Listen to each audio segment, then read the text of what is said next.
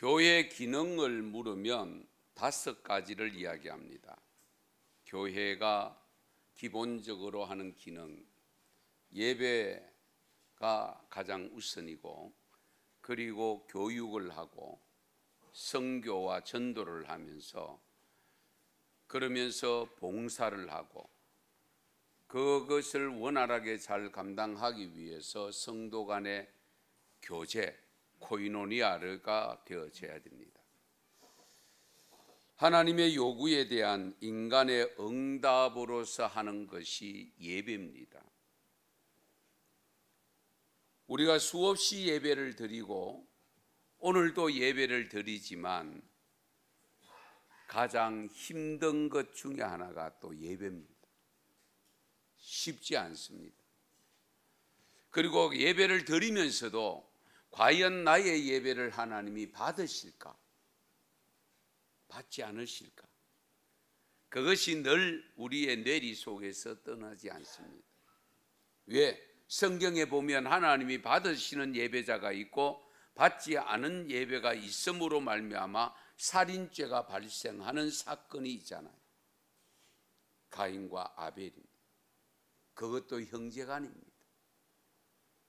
그러나 저는 늘 그래도 가인은 자기의 예배가 하나님이 받지 않으셨다는 것을 깨달을 수는 있었으나 오늘날 저와 여러분들은 과연 나의 예배를 하나님이 받으시는지 받지 않으시는 예배인지 알기는 하나 하는 점입니다.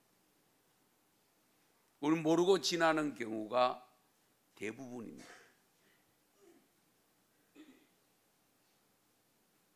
가을이 접어들면서 오늘 다시 한번 예배자로 살게 하소서라는 제목을 드립니다.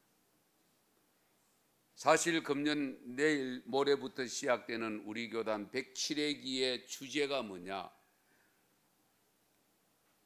복음. 우리가 복음으로서 예배자로 살게 하소서가 주제고, 오늘 두 말씀도 그 주제에 주신 말씀입니다. 그만큼 예배가 중요하다는 것을 가르쳐주고 우리의 예배가 많이 허물어졌다고 할까요? 예배가 약화되었다고 할까요?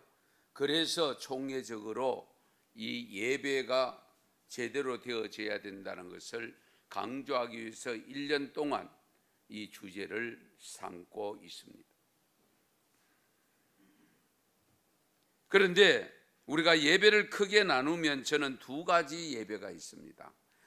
이렇게 드리는 의식적인 예배가 있고, 그 다음에 우리가 세상에 나가서 살아갈 때에 예배의 자로서 살아야 되는 삶의 예배가 있습니다. 우리가 의식적인 예배는 잘 드리고 있습니다. 그런데 실제 삶의 자리에 가서 삶을 통한 예배자의 모습이 얼마나 나타나고 있느냐 하는 점입니다.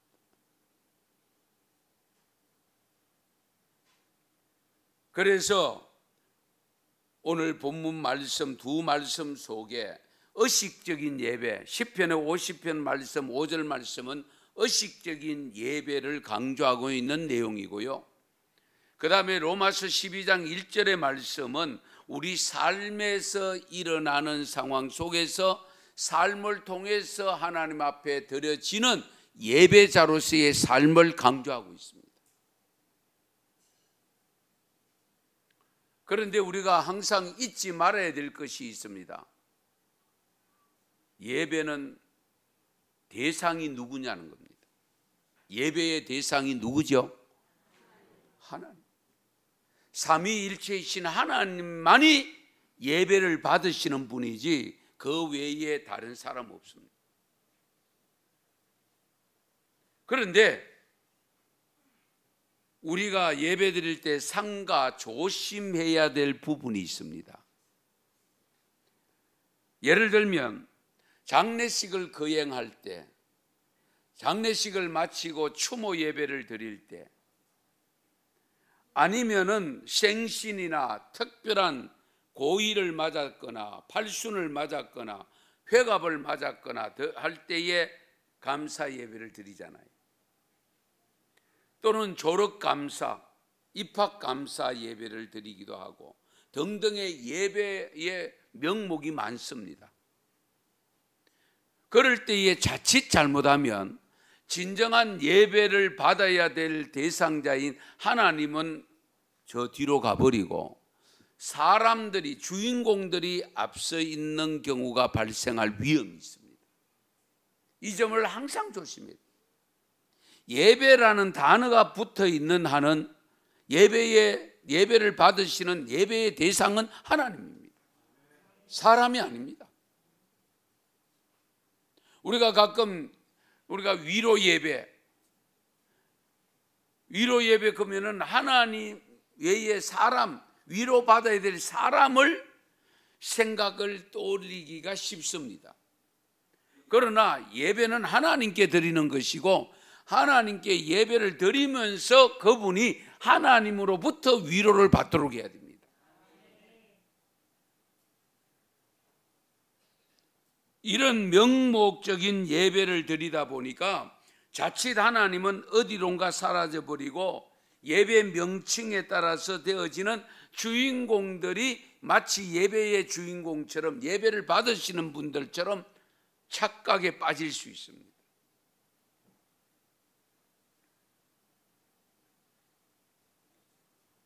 어떤 명목의 예배를 드리더라도 예배의 대상은 하나님이라는 것을 추워도 잊어서도 안 되고 변화가 되어서도 안 됩니다.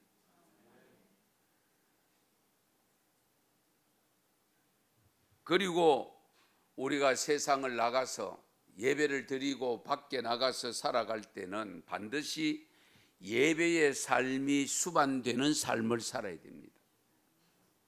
그걸 오늘 로마서에는 산제사라고 표현했고 영적 예배라고 표현합니다. 산제사.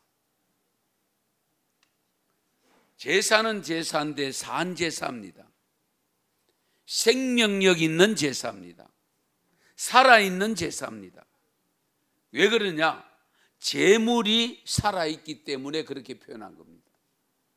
하나님 앞에 우리가 제단의 제물로 바쳐지는 예배가 되어져야 되잖아요. 그 하나님 앞에 바쳐지는 제물로서의 삶이 되려고 하면 뭡니까? 나는 죽여야 됩니다. 나는 죽어야 돼요. 여러분 구약시대에 제물을 가지고 산 제물을 가지고 오잖아요. 제사장 앞에. 제사장 앞에 죽여가 갖고 오면 안 됩니다. 제물이 될 수 없습니다. 반드시 살아있는 제물을 갖고 옵니다. 제물을 갖고 오면 제사장을 통해서 그 제물을 각을 뜨고 잡아서 제단 위에 올려서 완전히 태우는 것을 소제라고 표현하고 번제라고 표현합니다. 저와 여러분도 예배를 드릴 때에는 나는 없어져야 됩니다. 나는 죽어야 됩니다. 그래야 산 제물이 될 수가 있습니다. 그래서 나는 죽고 하나님은 살아 계시고 그러면서 우리가 하나님 앞에 온전히 드려지는 예배를 드리고 하나님이 그 예배를 받으시고 난 다음에 우리에게 주실 것이 뭐냐? 은혜를 주시는데 그 은혜를 받아가지고 세상 속에 살아가면서 산 제물로서의 삶을 살아야 되는 거죠. 이렇게 되어질 때에 온전한 예배자가 되는 겁니다.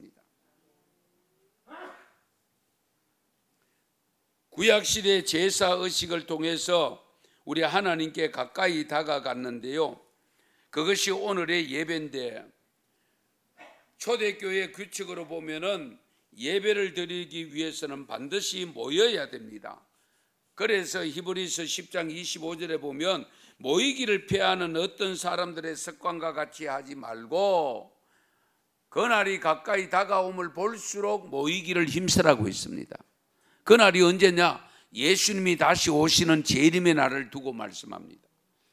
그러니까 너희들이 예수님이 다시 오실 날을 기다리면서 예배자로 살아갈 때에 모이기를 더욱 힘쓰라는 것은 무엇을 하면냐? 예배 드리기를 더욱 힘쓰라, 대면 예배를 더욱 힘쓰라, 그 말씀입니다.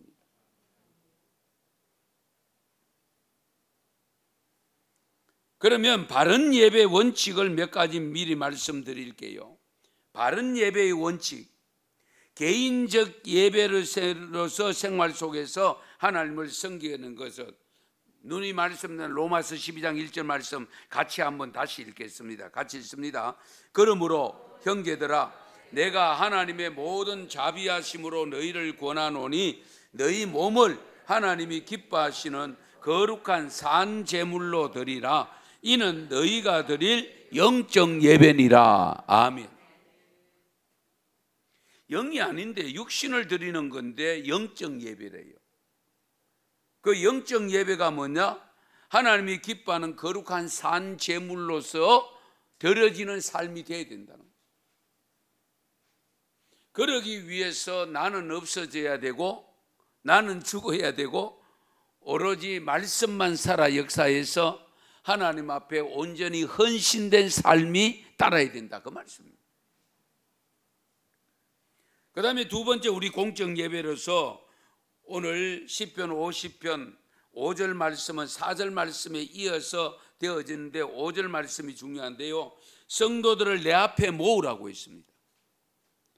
그들은 제사로 나와 언약한 이들이다. 잘 들으세요. 성도들을 내 앞에 모으라. 그 성도들은 어떤 사람들이냐? 제사로 하나님과 언약한 관계래요. 약속한 관계래요. 여기 구약시대 제사는 오늘의 예배잖아요. 예배로 말미암아 연결되어지고 예배로 말미암아 약속된 관계자라는 것을 우리에게 가르쳐 줍니다. 이 점을 우리가 놓치면 안 됩니다. 하나님이 우리를 부르실 때에 우리를 통해서 예배 받으시기를 기뻐하셔서 불렀다는 것을 잊어서는 안 됩니다. 찬양 받으시기 위해서 불렀다고 했잖아요. 그 찬양은 곧 예배입니다. 그리고 세 번째는 항상 예배에 참여할 때에 은혜를 사모하는 마음으로 오셔야 됩니다. 우리가 드리는 것은 드리지만은 우리의 예배를 받으시고 하나님이 주실 은혜가, 은사가 있는데 그 은혜를 사모하는 마음으로 오셔야 돼요. 아이고, 집사가 내가 안 갈 수는 없고 권사가 내가 안 갈 수는 없고 가보기는 가보자 뭐. 그래가 신발 질질 끌고 그래가 억지로 오는 예배는 곤란합니다.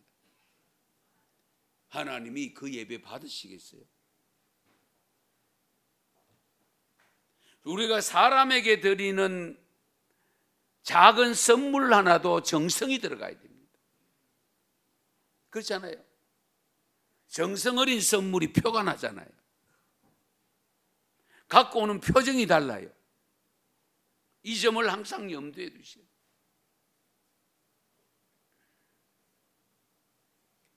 그리고 예배는 관람하는 것이 아니고요, 능동적으로 참여하셔야 됩니다. 그래서 언어를 조심하셔야 됩니다. 예배 보러 가자.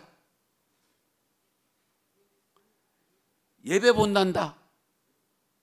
뭘 봐요? 예배는 보러 가는 것이 아니고 드리러 가는 것입니다. 할렐루야. 예배는 드리러 가는 겁니다. 하나님 앞에 드리러 가는 겁니다. 사람 구경하러 가는 게 아니에요. 목사 구경하러 가는 거 아니에요. 하나님 앞에 온전히 나를 드리러 가는 겁니다. 이 점을 항상 염두에 두셔야 됩니다. 그래서 우리가 언어를 잘 사용해야 됩니다. 어디 가노? 교회 간다. 뭐하러? 예배 보러 간다. 옛날에 그런 표현을 많이 썼어요. 예. 어쨌든 오늘도 예배 드리러 온 줄 믿습니다. 그 다음에 또 하나 생각하셔야 될 것은 예배 때에 갖추어야 할 마음의 자세를 가지고 표현되어지는 그 모습. 우선은 복장 미리 준비하셔야 돼요. 미리. 예. 그리고 성경 찬송 미리 준비하세요. 헌금 미리 준비하세요.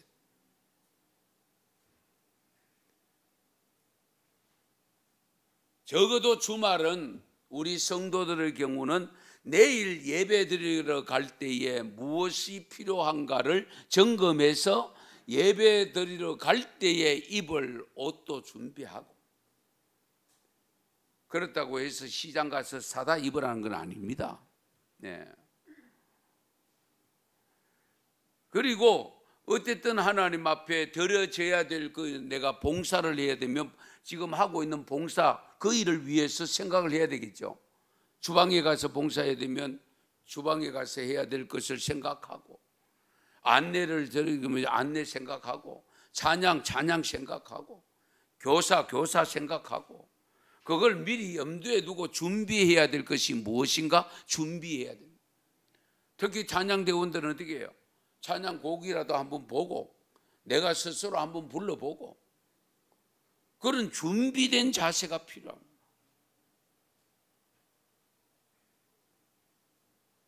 그러면서 헌금도 교회에 와서 주머니 찾고 이러면 안 돼요. 예. 미리 준비하셔야 돼요. 예. 옛날 어른들은 참 좋은 모습 동에는 헌돈을 다리미로 다려가지고 그렇게 준비하는, 새돈이나 헌돈이나 가치는 똑같잖아요. 그럼에도 불구하고 내 마음을 표현하는 거잖아요. 거기에 정성이 담긴 거다. 우리 한국에는 교회가 복음이 전파된 지 역사는 짧습니다. 그럼에도 불구하고 오랜 역사를 가진 국가들의 교회들보다도 복음화율이 높고 신앙 행위가 다른 민족에 비해서 사뭇 다른 모습들이 있습니다. 주일 낮 예배 비롯해서 찬양 예배, 저녁 예배, 이제는 오후 예배로 바뀌었습니다만 수요 기도에, 사실은 3일 기도에 원래 3일 수요 예배라고 안 붙였습니다. 기도회라고 붙였습니다. 그 다음에 금요 기도회, 철야 기도회, 심야 기도회, 이제 저녁 기도회로 바뀌었습니다. 거기다가 새벽 기도회, 가정 예배, 구역 예배, 참으로 많은 예배들을 통해서 우리 하나님 앞에 드려지는 예배자로 살아오고 있습니다. 그런데 문제는 작금에 이 예배가 점점 흐트러지고 있다는 이 사실을 우리가 깊이 헤아리셔야 돼요. 그래서 우리 교단에서 어쨌든 복음의 사람, 예배자로 살자는 거예요.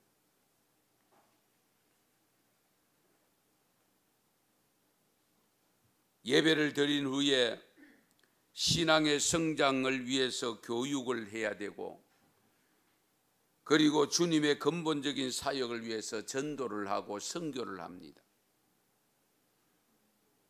아울러서 삶의 자리에서 많은 사람들 앞에서 삔댄 삶을 살아야 되기에 봉사, 섬김이 나타나야 되죠. 그런데 나 혼자 섬기는 것보다 더불어서 섬기는 삶이 필요하잖아요. 왜? 힘이 필요할 때가 있습니다. 에너지가 필요할 때가 있습니다. 그렇기 때문에 성도의 교제가 필요합니다. 코이노니아가 필요합니다. 그래서 교회의 기능이 5가지입니다. 교회의 삶은요, 장차 하나님 나라에 들어가서 우리가 천국 가서 살아갈 것을 교회 안에서 체험을, 작지만 완전한 체험은 아니지만 체험을 하면서 살아가는 것이 교회 생활입니다. 그래서 적어도 우리가 교회에 와서는 어떻게 해요? 우리 삶 속에서 천국 같은 삶을 느낄 수 있어야 됩니다. 세상에서 미리 맛보지 못한 것을 교회에 와서는 맛볼 수 있어야 됩니다. 그래야 교회 오고 싶은 마음이 들지. 그렇잖아요. 그런데 세상에서 사는 삶보다도 교회에 와서 더 형편없으면 그 교회 왜 오겠어요? 올 이유가 없지요. 그래도 마음 상했는데 교회 오면 위로받고, 예배 드리면 위로받고, 은혜 받고, 그러면 교회를 자꾸 오고 싶어지잖아요.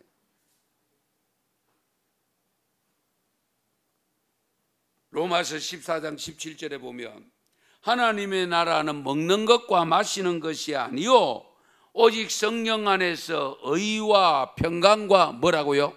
희락. 우리는 자꾸 예수 믿고 팔자 고쳐서 잘 먹고 호의호식하고 좋은 집에 살고 좋은 차 타고 다니고 이런 성공적인 개념에서 벗어나야 됩니다. 하나님의 나라는 먹는 것과 마시는 것이 아니고 성령 안에서 의를 행하는 것과 평강과 희락이라고 있습니다. 여러분의 가정에 평강이 있습니까? 여러분의 가정에 즐거움이 있습니까? 평강과 즐거움이 없으면 그 가정을 뭐라고 표현하느냐? 지옥 같다라고 해요. 교회도 마찬가지죠. 교회 왔는데 평강이 없다, 희락이 없다, 그러면 지옥 같지요. 그런 교회 왜 다니겠어요? 한번 생각해 보세요.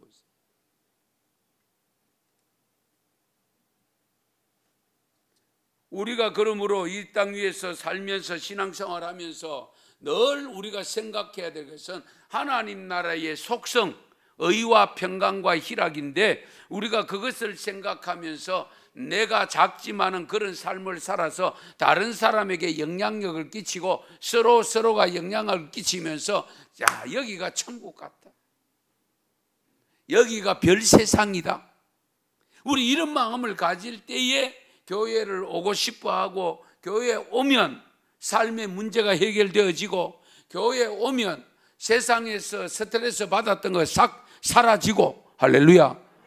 그래서 영육 간의 건강이 생기는 겁니다. 영육 간의 건강.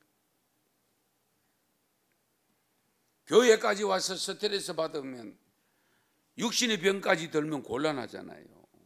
예.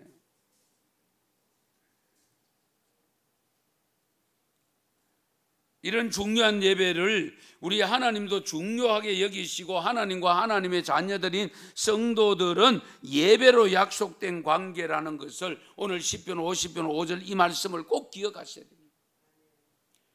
나의 성도들을 내 앞에 모으라, 그들은 제사로 나와 언약한 이들이다. 제사, 예배로 나와 약속한 이들이다. 예배로, 예. 예배로 맺어진 관계다, 그 말씀입니다. 그런데 이 성도를 내 앞에 모으라. 하나님 앞에 어딥니까? 무소부재하신 하나님인데 왜 꼭 교회 가서 예배 드려야 됩니까? 이런 질문이 생기잖아요. 그렇죠?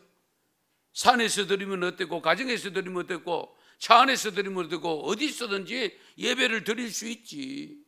그러나 우리가 대면에서 성도들이 연합하여 드리는 예배는 하나님이 정해놓으신 예배 처소에서 예배 드리기를 원하신다는 것을 믿으시기 바랍니다. 그걸 설명해 드릴게요. 시편 132편 7절 말씀입니다. 같이 읽습니다. 우리가 그의 계신 곳으로 들어가서 그의 발등상 앞에서 엎드려 예배하리로다. 아멘. 어디로 들어간다고요? 그가 계신 곳, 그가 계신 곳으로 들어가서, 구약시대에 하나님이 임재한 곳이 어디입니까? 성전이잖아요. 법궤 앞이잖아요. 무소부재하신 하나님이지만 법궤 앞에 특별히 임재하셔서 거기에서 제사를 받았잖아요. 그래서 이 시편 기자는 우리가 그의 계신 곳으로 들어가서 그 발등상 앞에서 대면해서 예배를 드린다, 그 말씀입니다.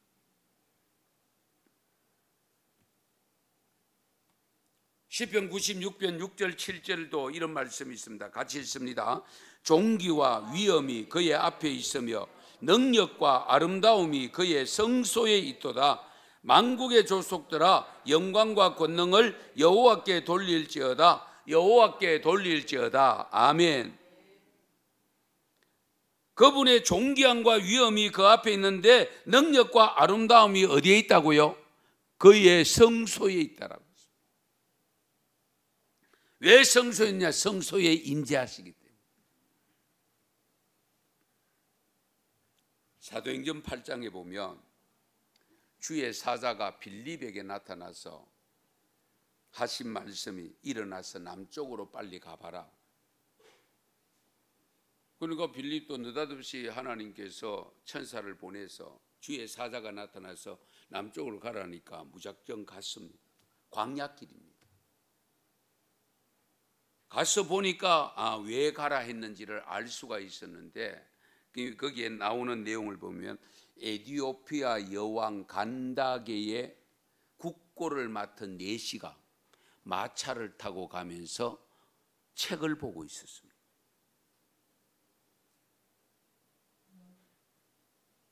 그런데 성경에 기록하기를 그 내시가 예루살렘에 올라왔다가 내려가는 길인데 거기 왜 왔느냐? 예배하러 예루살렘에 왔다가 돌아가는 길이었습니다. 예배하러 왔다. 그래서 그 사도행전 8장 27절 28절에 보면 이렇게 기록합니다. 일어나 가서 보니 에티오피아 사람 곧 에티오피아 여왕 간다게의 모든 국고를 맡은 관리인 내시가 예배하러 예루살렘에 왔다가 돌아가는데 수레를 타고 선지자 이사야의 글을 읽더라. 아니 자기 나라에서 아무 데서나 예배 드리지. 그 먼 길을 왜 예루살렘까지 올라왔냐? 예배 드리러 왔대. 예배 드리러.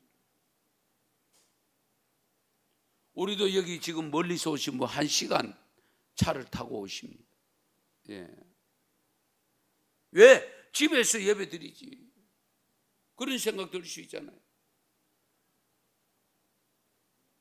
그러나 하나님이 특별히 예배를 받으시기를 정해놓으신 예배당에서 우리 성도들과 함께 어우러져 드리는 예배를 하나님이 기뻐 받으시기 때문에 오신 줄 믿습니다. 이 점을 항상 염두에 두셔요. 예. 그래서 옛날 시골에 아직 교회가 많지 않을 때에는 십리길을 걸어가서 예배를 드린, 그리고 부흥회를 하면 저도 어릴 때 초등학교 5, 6학년 때 중학교 때에 십리길을 걸어가서 부흥회 참석한 기억이 있습니다. 왜? 고향에는 자전거도 그때 없었어요. 오토바이는 이름도 몰랐고요. 그러니까 걸어가서 다닐 수밖에 없는데 그 십리길을 마치고 돌아올 때는 찬송 부르면서 예. 어쨌든 우리가 예배를 드리는 것은 예배의 장소, 정해놓은 장소에서 항상 하나님이 임재하셔서 우리가 공동으로 드리는 예배를 받으시기를 기다리고 계심을 믿으시기 바랍니다. 사도행전 24장에 보면 대제사장 아나니아와 어떤 장로들과 변호사 더둘로와 함께 벨릭스 총독을 찾아가서 사도 바울을 고발합니다. 이 사실을 보면 무소부지하신 하나님인데 아무 데서나 예배를 드리면 될 텐데 예배 드릴 장소를 정해놓은 것을 중요하게 여긴 것을 볼 수 있는데 고발 내용이 이렇습니다. 흩어진 유대인들을 소요하게 하는 자로서 이단의 우두머리라고 하면서 성전을 더럽게 하는 자라고 표현합니다. 사도 바울을 고발하면서. 그러니까 벨릭스 총독인데 당시에 벨릭스 총독이 이 고발자들의 고발을 들으면서 바울이 거기에 같이 있는데 이 총독이 벨릭스 총독이 바울에게 변론할 기회를 줍니다. 그때에 바울이 이렇게 고백합니다. 당신이 아실 수 있는 바와 같이 내가 예루살렘에 예배하러 올라간 지 10이틀밖에 안 되었고, 여러분 예배하러 올라온 지 10이틀 됐는데도 10이틀밖에 안 되었다고 표현합니다. 우리는 하루도 지겨워 못 있을 텐데 예배하러 올라왔는데 열이틀 됐대요. 그런데 열이틀이나 되었다가 아니고 열이틀밖에 안 되었다. 이 사도 바울의 고백입니다. 그리고 그들은 내가 성전에서 누구와 변론하는 것이나 회당 또는 시중에서 우리를 소중하게 하는 것을 보지 못하였으니, 내가 성전에서 예배드리러 와서 그리고 가르치실 뿐이지 소요를 일으키거나 그들을 충동해서 무엇을 반대하게 만들거나 데모를 하게 만들거나 그렇게 한 적이 없다.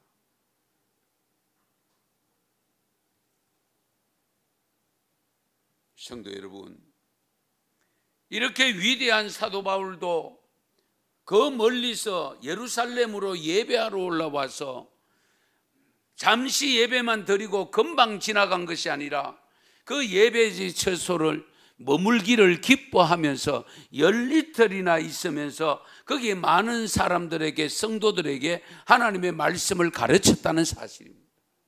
그리고 믿지 않는 사람들을 만나면 복음을 전했다는 거예요.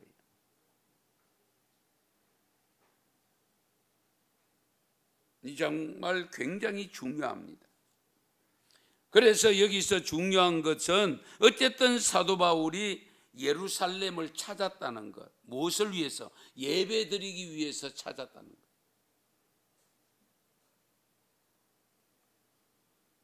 그런데 우리 한국 교회가 코로나19로 인해서 치명적인 타격을 입은 것이 예배입니다.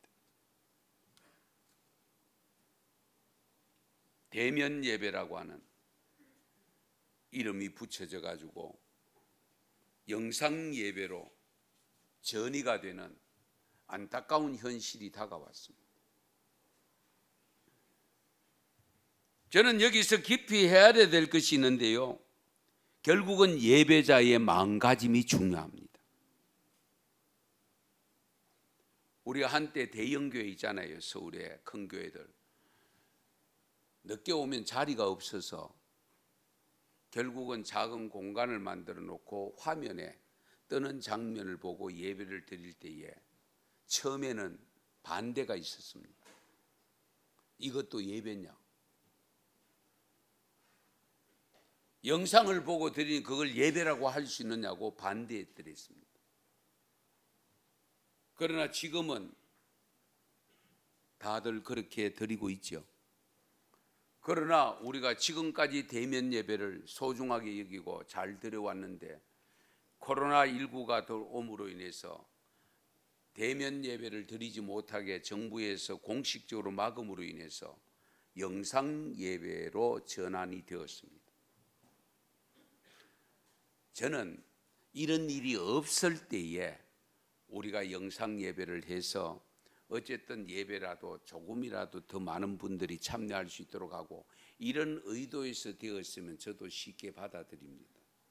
그러나 우리가 신앙생활을 이렇게 보면 꼭 무슨 일이 있고 난 다음에 일어나는 행동에 대해서 합리화시키기 위해서 방편을 강구하는 모습을 볼 수 있잖아요. 그것이 안타깝다는 거예요. 사전에 그런 일이 일어나기 전에 우리가 알아서 성경에서 말씀에서 그걸 찾아가지고 그걸 확인하고 그렇게 했더랬으면 좋을 텐데 꼭 보면 일이 터지고 난 여기서 제가 말씀드릴게요.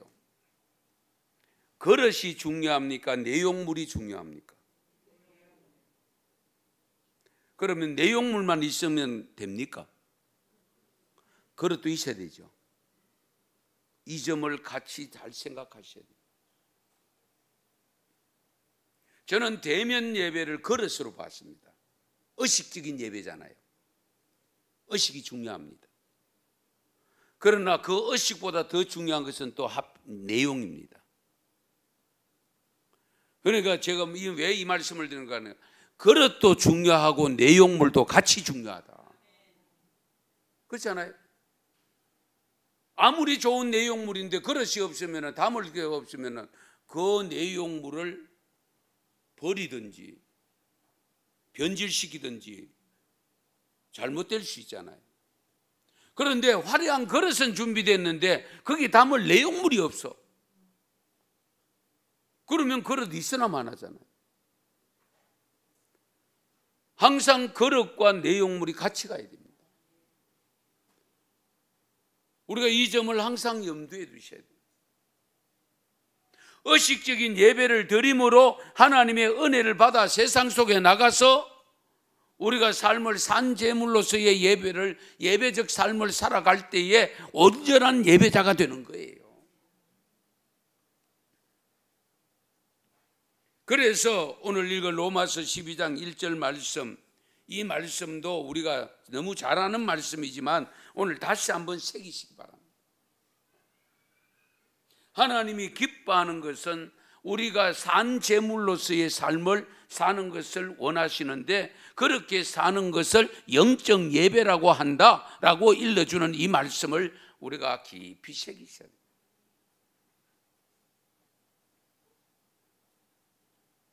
의식적인 예배, 삶의 예배, 이것이 함께 가야 됩니다. 성도들을 내 앞에 모으라. 그들은 제사로 나와 언약한 이들이다. 너희 몸을 하나님이 기뻐하시는 거룩한 산제물로 드리라. 이는 너희에 드릴 영적 예배다.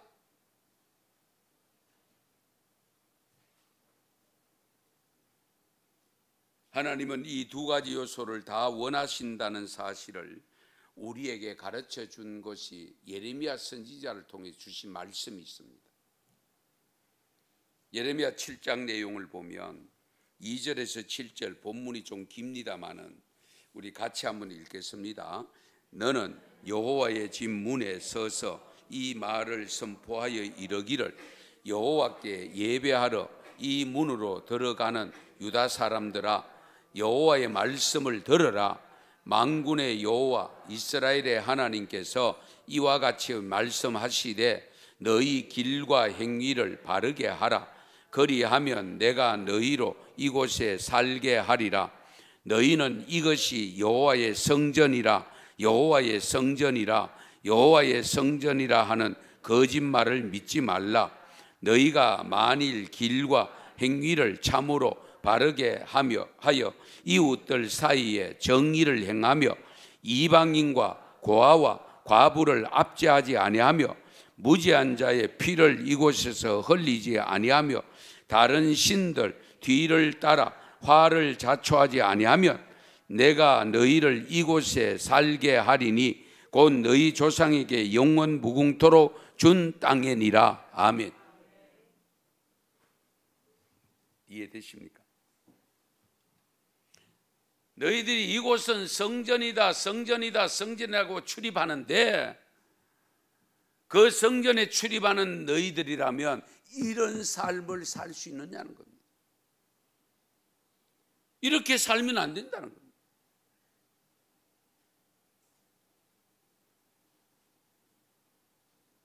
너희들이 적어도 성전이라고 칭하면서 성전에 출입하는 예배자로 산다고 하면 이방인과 고아와 과부를 압제하지 말아야 되고, 무지한 자의 피를 이곳에 흘리지 말아야 되고, 다른 신들을 뒤를 따라서 우상 섬기는 일을 하지 말아야 된다. 그런 삶을 살면서 성전이다, 성전이다, 성전이다 그러고 와서 너희들이 이곳에 와서 제사를 드리는데 성전 아니래요. 너희들이 드리는 예배가 아니라는 거예요. 아주 무서운 말씀입니다. 이어서 하시는 말씀이 8절에서 11절입니다. 또 같이 읽습니다. 보라, 너희가 무익한 거짓말을 의존하는도다. 너희가 도둑질하며 살인하며 간음하며 거짓 맹세하며 바알에게 분향하며 너희가 알지 못하는 다른 신들을 따르면서 내 이름으로 일컬음을 받는 이 집에 들어와서 내 앞에 서서 말하기를 우리가 구원을 얻었나이다 하느냐. 이는 이 모든 가증한 일을 행하려 함이로라. 내 이름으로 일컬음을 받는 이 집이 너희 눈에는 도둑의 소굴로 보이느냐. 보라, 나 곧 내가 그것을 보았노라. 여호와의 말씀이니라. 너희는 내가 처음으로 내 이름을 둔 처소 실로에 가서 내 백성 이스라엘의 악에 대하여 내가 어떻게 행하였는지를 보라. 아멘. 그러니까 성전 안에 대면 예배 드리러 오는 그 예배, 제사 드리러 오는 제사와 너희들이 살아가는 삶이 안 맞다는 거예요. 적어도 진정한 예배자로 내 앞에 오거들랑 이런 일을 하면 안 된다. 그런데 너희들은 지금 나쁜 짓을 다 하고 있지 않느냐, 이런 말씀.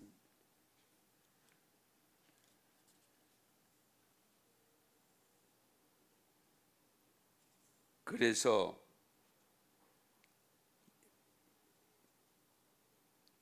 예레미야 7장의 말씀을 대변해 주는 말씀이 시편 29편 2절 말씀인데요.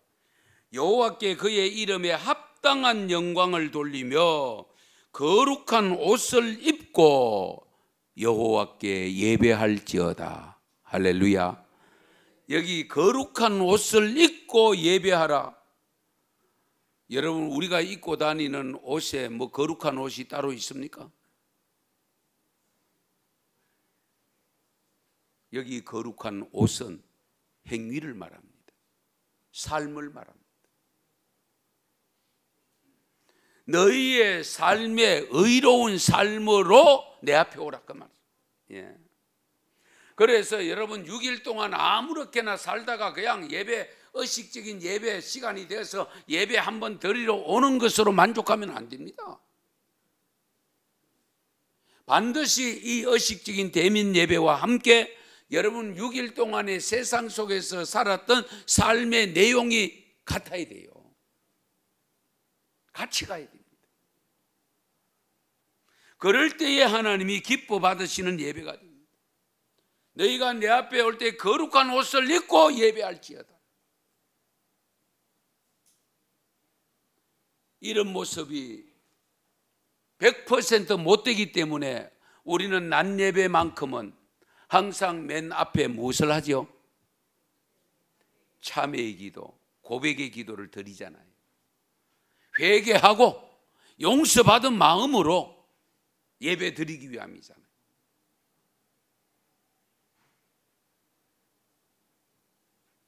요한복음 4장 23절 24절 잘 아는 말씀입니다.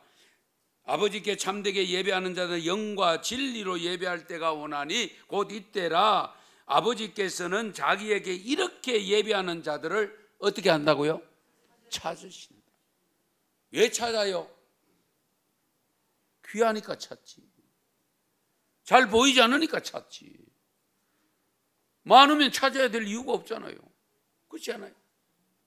귀하기 때문에 찾는 겁니다. 그러므로 수많은 교회, 수만 개 되는 교회가 일시에 주일날 예배 드리는 교회가 엄청나게 많고 수백만 명이 예배를 드리고 있는데 참되게 예배하는 자를 찾기 어렵다. 내가 찾아다닌다. 하나님이 그렇게 말씀하세요. 그러므로 너희들은 어떻게 돼요? 하나님은 영이시기 때문에 예배하는 자는 영과 진리로 예배할지니라. 할렐루야.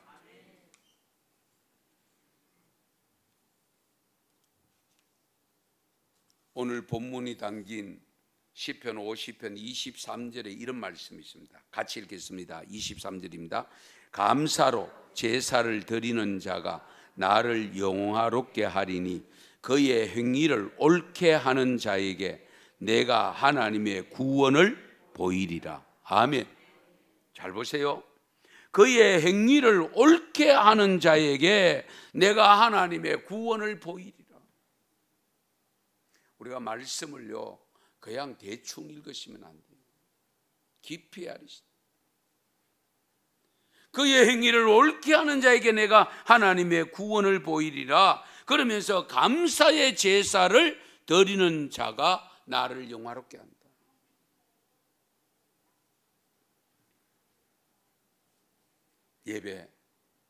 예배자로 살아야 됩니다.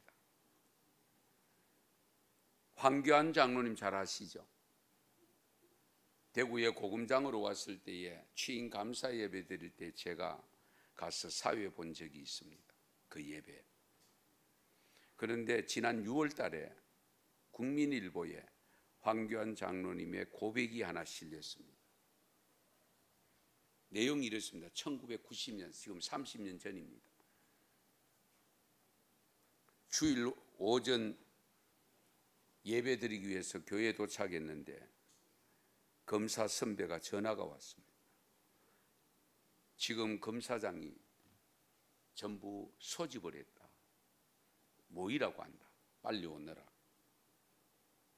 그런데 시계를 보니까 11시 20분 전, 이제 교회에 도착해서 이제 준비해서 마음의 준비를 가지고 예배 참여하려고 하는데 지금 검사장이 불렀으니까 그것도 대선배가 불렀는데 그러면서 바로 위에 선배가 전화 와서 빨리 오라고.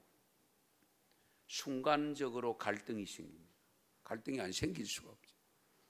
예배에 참석해야 될 것이냐, 아니면은 거기에 선배가 또 중간에 그 간부가 모이라고 했는데 가야 될 것이냐. 그렇게 순간적으로 하다가 항상 이 황교안 분 장로님이 생각하기를, 우리 마태복음 6장인 하나님 나라, 너희는 먼저 그의 나라와 그의 의를 구하라는 이 말씀을 늘 가슴에 새기고, 예배가 우선이지, 이 생각을 가지고 예배를 드렸다는 겁니다. 예배를 마치자마자 불이 나게 그 장소로 갔습니다. 가니까 전화했던 선배가 빨리 검사장이 그 고검장이 가서 사과해라. 그 당시에 맨 막내였대요. 황교안이 그 부서에서 맨 막내였대요. 맨 막내가 안 나타났으니까 이제 큰일 났다 이래 생각했는데, 그래서 검사장 문을 두들겨 들어가니까 막 화를 내고 버럭내고 야단날 줄 알았는데 웃으면서 예배하러 갔다면서, 예배 드리러 갔다면서 거기 앉아라. 그러면서 욕이 안 나오고 거친 말이 안 나오고 계속적으로 차까지 주면서 받아 마셔라. 그러면서 자기 고백을 하는 거예요. 내가 한동안에는 신학교 가려고 했던 생각이 있었던 적이 있었다. 그 예배 드리고 그냥 있지 왜 왔노? 오히려 온 것을 왜 왔느냐고. 그렇게 해서 지금도, 지난 6월 달의 기사니까요, 지금도 그분과 30년 지기로 서로 주고받는 관계를 가지고 있다는 고백이었습니다. 여러분, 직장 생활 속에 위에 상사가 오라는데 안 가고 있다? 각오해야 되지요. 그렇잖아요.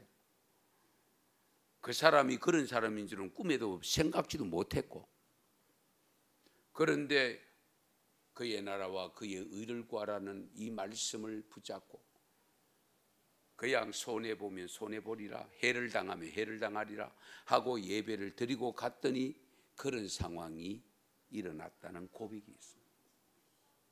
어쨌든 이 황교안 장로님은 정말 검사로서도 그렇지만 신앙생활에도 본이 되는 분입니다. 여러분, 가을입니다. 이제 열매를 거두어야 될 시기가 왔습니다. 진정한 예배자로서 하나님이 원하시고 받으시고 기뻐하실 예배의 열매를 충실하게 맺어서 앞으로도 우리 하나님 앞에 사랑받는 우리 은성교회 교우들이 될 수 있기를 축원합니다. 축복합니다. 기도드리겠습니다.